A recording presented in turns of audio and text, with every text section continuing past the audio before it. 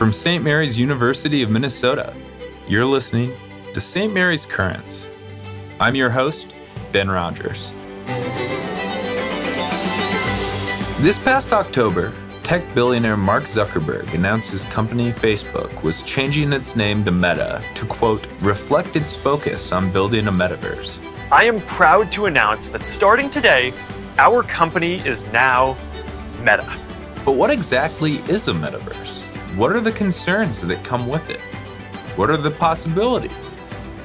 In this episode, I'm joined by business and data analytics professor Michael Ratajczyk and philosophy professor Joe Tadie to discuss what the metaverse is, its potential uses, and the ethics surrounding the technology. Michael and Joe, thank you so much for joining us today. I know you've discussed the topic of the metaverse and the ethics surrounding it at prior events at the college. And with this topic popping up more and more in headlines, I think it'll be a really interesting conversation for our listeners. However, first, can I have you just introduce yourselves and tell our listeners what you do at St. Mary's and what your academic interests are? So I'm Michael Ratajczyk. I am the program director for the Masters of Business Intelligence and Data Analytics at St. Mary's. I'm also a core faculty member in our Winona College campus in the Business and Communication Department, where I focus on business intelligence topics and research theses. I'm also pursuing my Ph.D. in artificial intelligence at the same time. My name is Joe Tadie. I'm in the Department of Philosophy. I joined the faculty in the year 2000, so that makes this my 22nd year in the Department of Philosophy.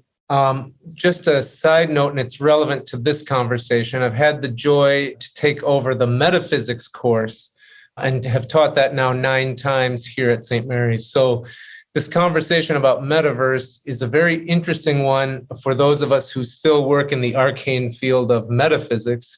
Really, the conversation is very appropriate, believe it or not, even though the topic stretches back about 3,000 years, the area of metaphysics. So I'm really looking forward to our conversation here, and I'm grateful to have had 9 years of reflection on metaphysics before we've arrived in the metaverse. So thanks for having us. Absolutely. So while I was doing research for this episode, I came across an article with the headline, "The Metaverse Explained for People Who Still Don't Get It." And this was published like a week ago. But, this has been something that has been discussed quite a bit since Zuckerberg announced that Meta, formerly Facebook, was going to kind of focus their attention on building a technology like the metaverse. But it seems like still a lot of people are kind of unclear about what it is. And even I've noticed there are different takes exactly on what the metaverse is. So for our listeners, could both of you kind of explain what the metaverse is? I totally understand that sentiment there about maybe different definitions or different ways to describe it. I would also add that it's not mature yet, so that's part of the reason. We've had this kind of technology to a degree for many years. Second Life, for example, has been around for a very long time, but we've never really ran with the term metaverse until recently, Zuckerberg and Meta and those kinds of things. But put simply, you can be something or do something that you never imagined you could do. So if you want to attend a concert in San Antonio, Texas, and listen to live music and get a feeling that you're there, you can hook up to the metaverse and you can go to a concert in San Antonio while sitting in your chair at home and just enjoy the nightlife through that lens. So I really like to tell people, and I try to tell my kids this, imagine you're in the Star Wars world or you're in the My Little Pony world. And just imagine you're doing things with your fictional friends. You're in a world much like the video games that you play or things like that. For other people, I say, imagine you're in the Matrix. However, there are people that still don't understand what the Matrix is. So sometimes that doesn't really help as well. So I love it. My response is similar. I like that you ended with The Matrix. That movie came out, I just checked, 1999. So in some sense, since 99, we should have had a clue that Second Life, that immersive gaming experiences, World of Warcraft, the Oculus headset, this is giving us, if you want, previews of what will become the metaverse.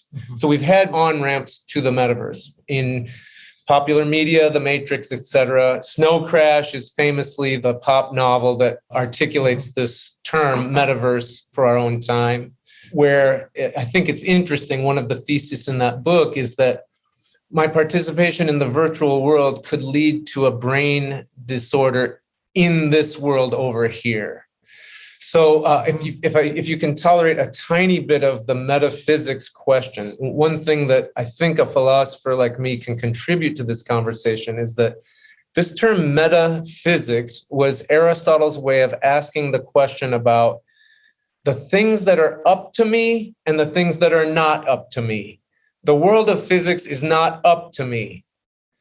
Metaphysics is the areas over which I have some measure of control. So over whether I have free will or not, over my identity. Those seem to be metaphysical questions, questions beyond the physical universe. But there you heard the term universe. This thesis is complicated. We are going to move to a metaverse. And Michael adverted to it articulately right there. I might be interested in My Pretty Pony. So my metaverse is going to be organized around that interest group. I might be interested in World of Warcraft, so it'll be organized in that portion of the metaverse. And I think this raises that classic metaphysical question: is there one metaverse or are there many? And I'll leave it with a question, like a philosopher should. So, one of the biggest concerns I've seen raised about the metaverse while researching is the concern over privacy. Since the rise of the internet, especially the rise of social media, there have been concerns about the collection and use of our personal data. As technology companies are moving toward something, way more immersive than Facebook or Twitter as ways to interact with each other, ways that include VR headsets that, can track eye movement and possibly other neural actions, right? What kind of conversations do we have to have about the collection of our data and how certain actors might use it when we talk about the metaverse? So I don't think that conversation is a new conversation to have.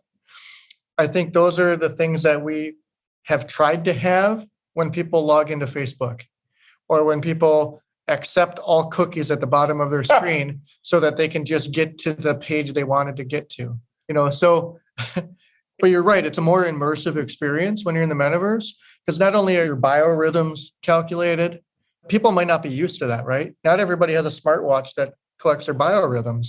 And you might not have people in the metaverse that are up and up on technology. They just look at it as an entertainment experience and they're not eggheads, But obviously the bio data and healthcare companies are going to be very interested in that kind of data.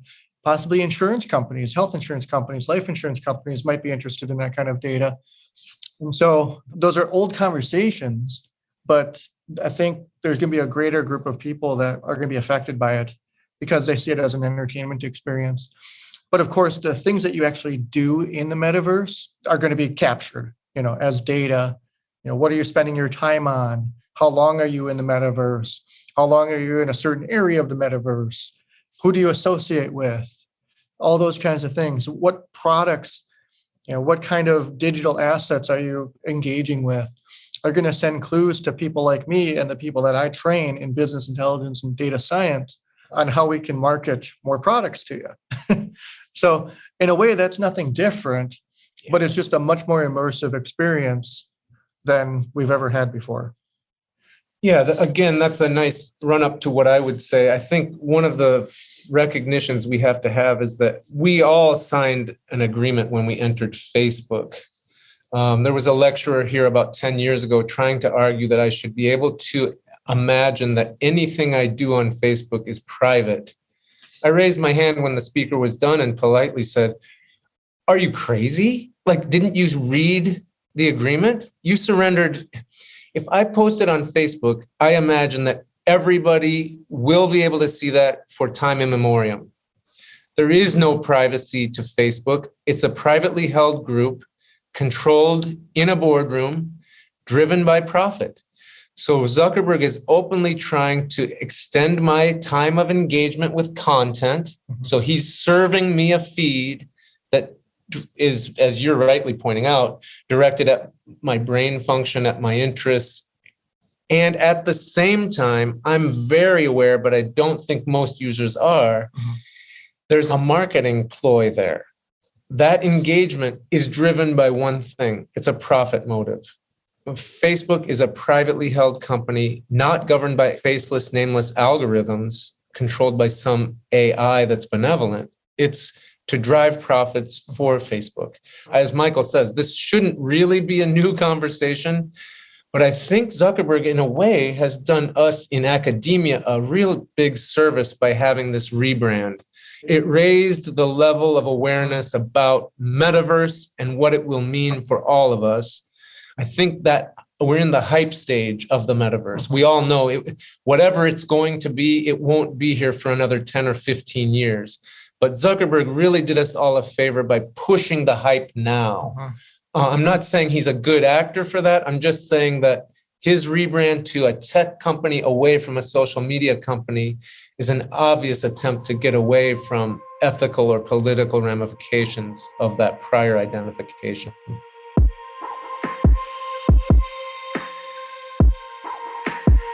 We'll be right back in a minute.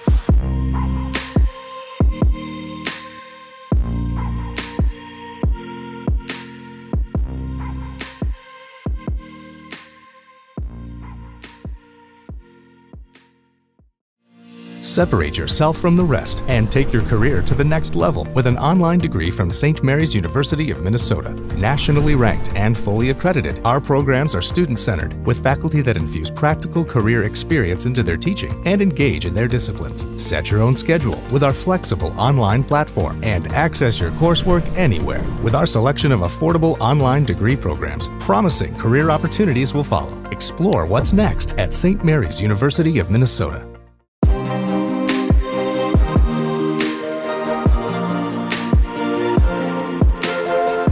In my free time, I've been trying to learn a little bit more about cryptocurrency and NFTs. And one of the things that I found fascinating while doing my research, is the topic about the impact that the mining and trading of those currencies can have on climate change. Basically, these computers using a lot of processing power and consuming a lot of power. And I'm assuming with something like the Metaverse, that would be required as well. And, that isn't an issue in the Metaverse, but that's a real world issue, right? As companies and developers look to build a world like the Metaverse, what real world impacts should those developers kind of consider? Your question is a good one. I think it's a huge question when we're talking about crypto and crypto mining. There are going to be real world impacts associated with our continued interest in and development of virtual domains. And you're pointing out the obvious one for climate activists or for climate aware people, that there is going to be required a bunch of power inputs for this to, especially for crypto. But as you're rightly pointing out, this relates to, in its own way, to the metaverse, which will all be virtual. I'll just use a very different example, one that's even more direct on human impact. So you probably in your research found that there are people who will put on the headset, have their friends feed them drinks and food, take care of their bodily functions for them, and play themselves either into a coma or into death. So these are the gamers who put on the headset and are so enraptured with the other world, with the virtual world, that they will neglect their own biological reality. So I use that as a kind of icon. You mentioned real world impact of all the virtual activity in the form of climate change. I'm interested, especially as someone who deals with ethics, like, what are we going to say about that person? What is that about? And in many important ways, I don't think that ancient, medieval, or modern ethics has the ability to respond properly to these kinds of problems. Again, as Michael says, these are perennial questions that come up. What's the human's relationship to its tool? I think these tools are special and different. I don't know many tools, maybe other than automobiles, that we get so enraptured with them that we'll drive right to our death in order to stay engaged with them. No, you make a good point. one of my side interests is I have a game development studio. What's the objective? You want people to play your games. But if you design your games a certain way, you want them to keep playing your game as much as possible, stay in the game. So in that regard, it's very similar to the metaverse. You want people in there. You want people finding entertainment. You want people fulfilling their intellectual needs. So you build a library in there, and with your headset on, leaning in your chair, you're reading something at the Great Library of Alexandria. Yep.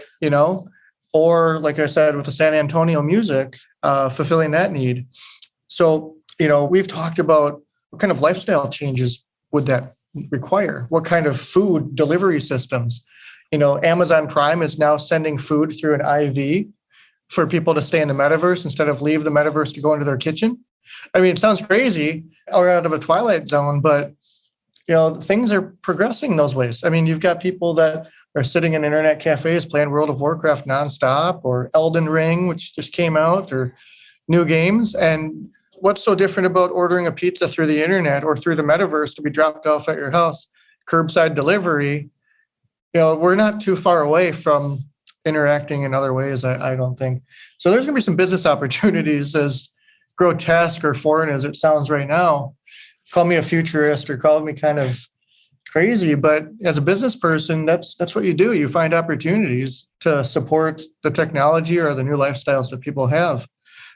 Regarding the climate change and heat generation and things like that, I think people will argue over time with the metaverse adoption that instead of having to fly to San Antonio, Texas, and take cabs and all this stuff, I can get an experience that, while still new and foreign to some people, may be sufficient for that person's needs and not have to fly anywhere.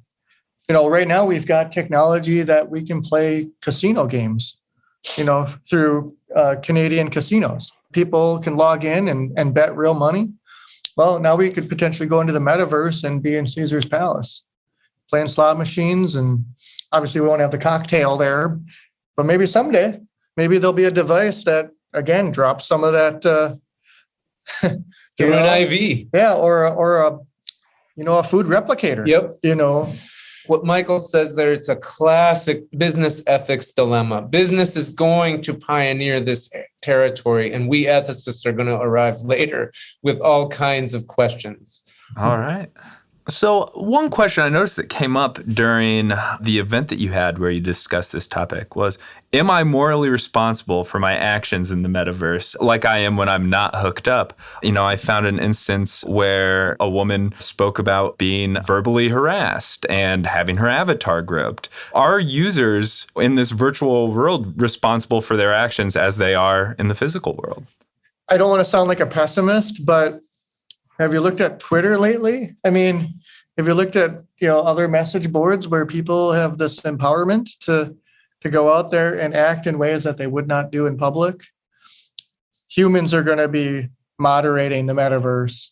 And if your metaverse is very popular, how many moderators are you going to need to make sure that everybody that logs in isn't groped within the first 30 seconds of their experience? So I don't have the answer for that, but I do believe it's a tough situation because you could have different metaverses, different organizations developing a metaverse that has different rules. Like there's a metaverse out there for you to feel like you're a mobster, that you're, in that kind of an era. So violence is the expectation. Criminal activity through role play is the expectation. But is that good for society, right? To have that where it's like, oh, come on into our world, and this is what's acceptable here. Now, you don't have to think hard to notice your question is a great one. So here I am, Joe Tadie. Now I'm playing an immersive form of Grand Theft Auto. I'm hooking up with hookers. I'm stealing cars. I'm capping people on the street corner. I'm running cops over. I'm doing all these antisocial, illegal activities. Your question is one that Aristotle would still ask us. Should I be held accountable for those actions that I committed in the virtual world? There's an obvious answer there, no.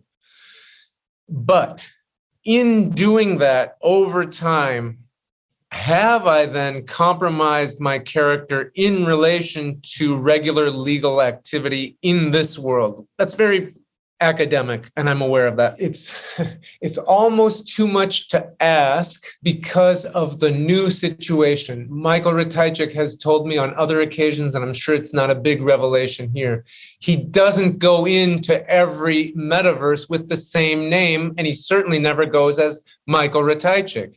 He goes as ZX4472. You know what? So how many avatars do I have? This is one of the central claims that you'll hear about any of the metaverse hype stage, that you aren't trapped by physics. I'm not trapped with my deformed body. I'm able to have a healthy body in the metaverse. I'm able to have a robot's body. I'm able to be a robot today, and I'm able to be an elf who has wings tomorrow. So the question that we're really asking is the question of identity. And it has been a very difficult problem for us in the time of technology, and I think it's only going to be amplified. Questions of who am I are going to remain.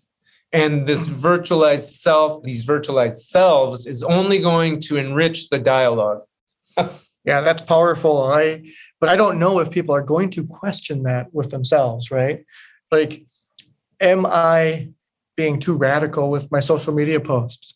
Am I being hurtful with my metaverse experiences? Am I evolving into something I don't want to be?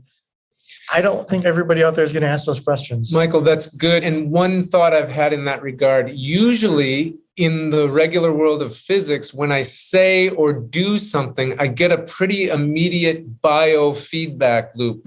Even if I'm not, let's just say in an extreme case, not capable of picking up on social cues.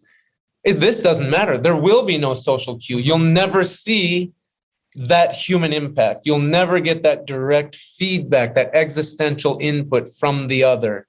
So I think this raises big ethics questions. All right.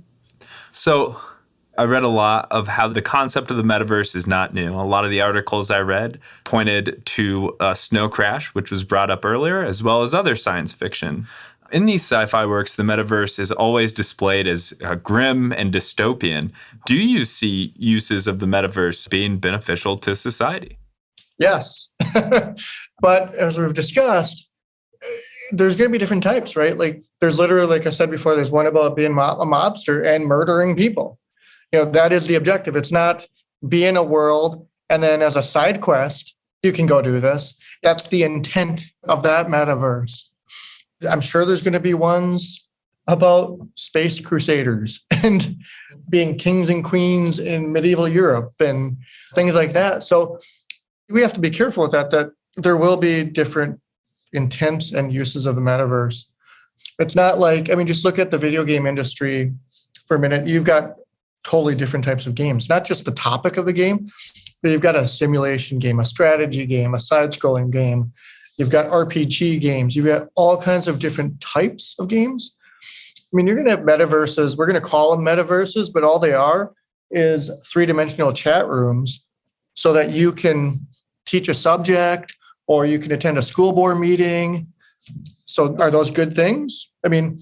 I would think so, but then you're still missing out on the human element, the human touch, opening the door for somebody, sharing something near each other, taking notes and talking to each other. So there's pros and cons to it, but I really think the metaverse will be a good thing for a lot of people.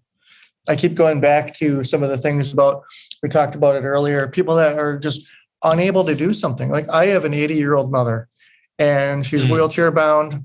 She's never traveled internationally. And I would love to take her. I've worked on almost every continent, but I can never take her. I couldn't even take her 5 years ago. But with a headset and identifying where she wants to go, she could walk the streets of Paris. She could go to London and sit down in a park. What we would want to argue is, are those real things? Well, they're things she's interested in and wants to experience. So the philosopher might say they're not real things. Here's a virtualized approximation of that prepared for you. Yeah, is she really experiencing it? In a sense, of course she is. It depends on how immersive that technology gets. Mhm. But I'm not going to argue at that level that she's not having some experience of Paris. That probably for me, Ben, is one of the more optimistic sides of, and I really love what you're saying about a person who has physical disability. That is one of the promises for some of those people. Maybe they can experience what walking feels like. There are coming many more immersive technologies. Joe, Michael, thank you so much for joining us today. Thank you for having us. Yeah, thank you very much. St. Mary's Currents is a production of the St. Mary's University of Minnesota Office of Marketing and Communication. It is produced by Ben Rogers and Deb Nergang. It is recorded, edited, and engineered by Jeffrey DeMarsh. Our theme music is written by Will van de Kramert. I'm Ben Rogers. We'll see you next time for St. Mary's Currents.